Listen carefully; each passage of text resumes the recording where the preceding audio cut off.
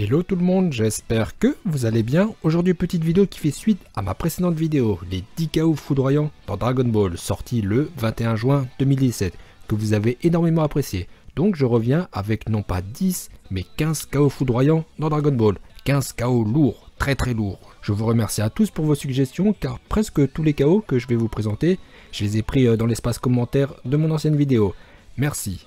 Et il y aura aussi un KO bonus, car c'est devenu une habitude maintenant. Donc le bonus, ça vient d'un autre manga.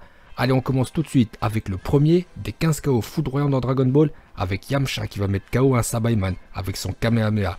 Nous sommes au début de Dragon Ball Z, la Z-Team fait face à Nappa et Vegeta qui vont faire pop 6 Sabaiman, le même nombre que nos héros. Ça va donc se passer en duel, Tenshin Han va vaincre son Sabaiman et Yamcha passe en deuxième. Après un combat serré, Yamcha prend le dessus et met KO son adversaire avec ce Kamehameha en pleine face. Alors vous savez que nous sommes dans une scène mythique de Dragon Ball.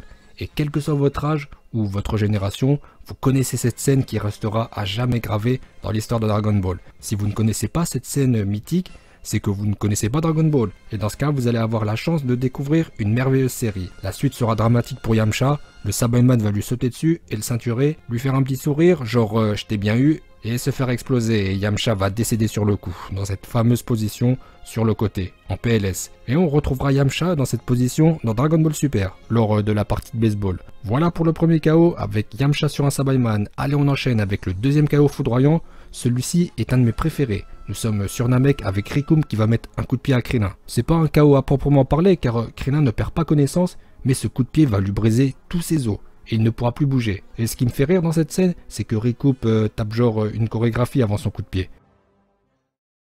Troisième KO foudroyant dans Dragon Ball, on retrouve Recoome, mais cette fois c'est lui qui va être mis KO par Goku.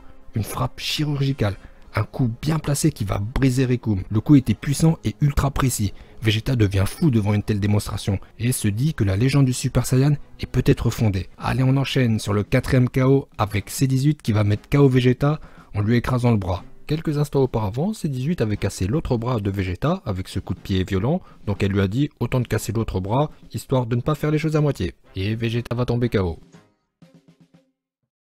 Cinquième KO foudroyant dans Dragon Ball, nous sommes dans l'OAV spécial l'histoire de Trunks, Trunks Story, avec Mirai Gohan qui va mettre KO Trunks avec ce coup sur la nuque. Bon, c'est pas un KO foudroyant, c'est un KO tout court. Et ça aurait été un mal pour un bien, car Gohan a juste sauvé la vie de son disciple. Et ce sont également des adieux, car notre ami Gohan ne survivra pas au combat face à C17 et C18. Il est assez spécial cet OAV relatant l'histoire de Trunks. C'est très triste, tout le monde meurt. Allez, on enchaîne avec le sixième KO qui est un peu dans le même esprit, c'est un double KO, avec Vegeta en mode Majin qui va mettre KO Trunks et Sangoten, mais il a fait ça pour les sauver. Vegeta n'est pas de taille face à Boubou, il compte donc se sacrifier pour emporter son adversaire dans une terrible explosion. Après avoir fait un câlin à son fils, Vegeta va le mettre KO avec ce petit coup, et pareil pour Goten avec ce coup de poing. Septième KO foudroyant dans Dragon Ball, et c'est Vegeta en Majin qui va mettre KO Son Goku, avec ce coup en traître. Après l'apparition de Boubou, Goku n'a plus envie de se battre. Vegeta dit ok, on réglera ça plus tard, allons nous charger de Majin Buu, et donne-moi un Senzu. Pendant que Goku cherche dans sa sacoche, Vegeta va en profiter pour le frapper et le mettre KO.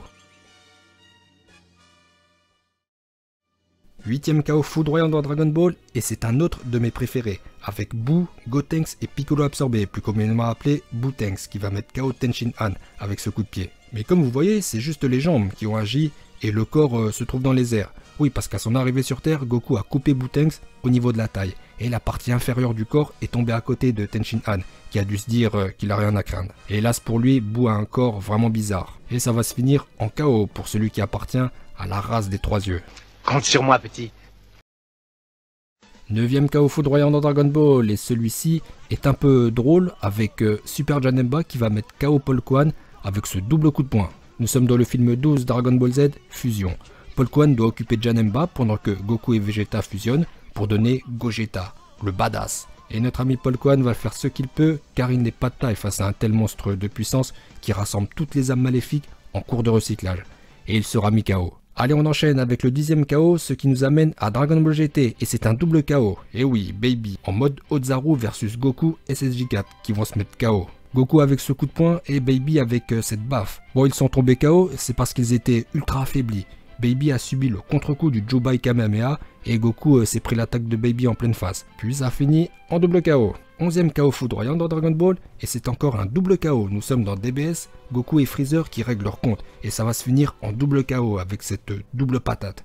Alors ils vont rester longtemps dans cette position et Goku va menacer Freezer. Il va bien lui dire « Écoute, si tu reviens dans le monde des vivants, tiens-toi à carreau, sinon je vais te calmer. » Voilà, en gros il dit à peu près ça. Allez, on enchaîne avec le 12e KO avec Vegeta qui va mettre une patate à Frost. Nous sommes dans l'épisode 35 de DBS. Vegeta insiste pour affronter Frost qui aurait dû être éliminé. Et ça va être réglé très vite sur ce coup de poing qui va faire voler Frost hors du ring. Frost est KO.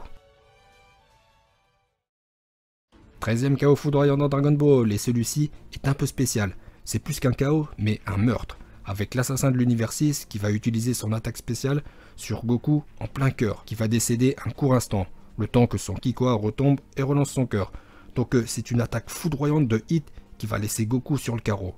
4e KO, c'est Jiren qui va mettre KO Kel avec une boule d'énergie. Nous sommes dans l'épisode 102 DBS, en plein tournoi du pouvoir, Kel verse des larmes et passe en Super Saiyajin légendaire, Berserker, où elle semble ne plus avoir aucun contrôle sur elle-même. En tout cas, ce qui est sûr, c'est qu'elle a foutu un sacré bordel sur l'arène. Personne ne semble en mesure de l'arrêter. Même pas Goku en SSJ Blue avec son Kamehameha. Quand tout à coup, Jiren intervient. Il s'en charge et ça ne va pas traîner avec cette boule d'énergie qui va faire voler Kel dans les airs avant d'exploser. Kel va tomber, KO bien sûr, elle va voir les étoiles et sera récupérée par Caulifla. Mais chapeau à Kel tout de même pour avoir mis l'arène sans dessus-dessous. Quant à Jiren, c'est juste le début de sa démonstration.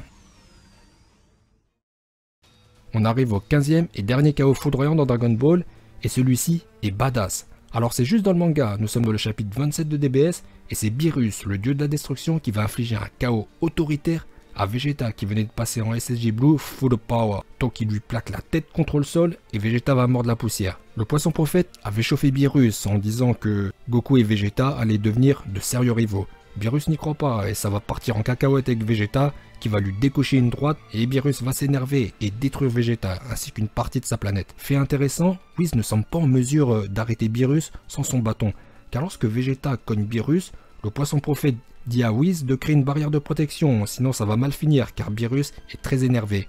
Whis dit ok, mais il a laissé traîner son bâton, donc il n'a pas pu créer une barrière avec sa propre énergie. C'est étrange, que valent Whis et les anges sans ce fameux bâton qui sert à plein de choses, genre à téléphoner ou faire accoucher Bulma prématurément, d'autant plus que le grand prêtre possède lui aussi un bâton, on le voit dans le chapitre 28. Mystère, hein, affaire à suivre. Voilà pour les 15 KO foudroyants dans Dragon Ball. À présent, on va passer au bonus, ce qui nous amène à Saint Seiya, le manga d'anthologie. Nous sommes dans le tout premier épisode de la série, avec Seiya et Cassius qui se battent pour obtenir l'armure sacrée de Pégase.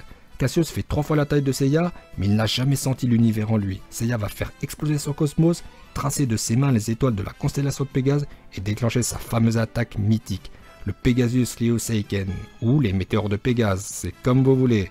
Cassius sera pulvérisé, il va tomber KO, mais ne vous inquiétez pas, il ne va pas mourir. Écoutez, cette vidéo arrive bientôt à son terme, j'espère qu'elle vous aura plu. N'hésitez pas à me suggérer des idées de vidéos, j'en profite pour solliciter votre contribution pour une vidéo à venir. En fait, j'aimerais faire une vidéo de 10 ou 15 ou même 20 phrases badass dans Dragon Ball. Exemple, la phrase de Beerus dans l'épisode 110 de DBS qui dit « Il arrive » juste avant que Goku apparaisse en Ultra Instinct. Ça, c'est une phrase bien badass, je trouve. Hein. Mais chacun a sa propre définition de la badassitude. Et c'est vrai que c'est très subjectif. Moi, je vais trouver une phrase badass, d'autres non. Ils vont trouver ça tout pourri. Donc, pour éviter de me baser uniquement sur mon propre ressenti, je sollicite votre participation. Donc, donnez-moi des phrases badass dans Dragon Ball. L'espace commentaire est à votre disposition. Et je verrai pour faire une compilation, une vidéo genre 20 phrases badass dans Dragon Ball. Et on verra, il y en aura combien. Écoutez, pouce bleu si vous avez aimé, et je vous dis à bientôt.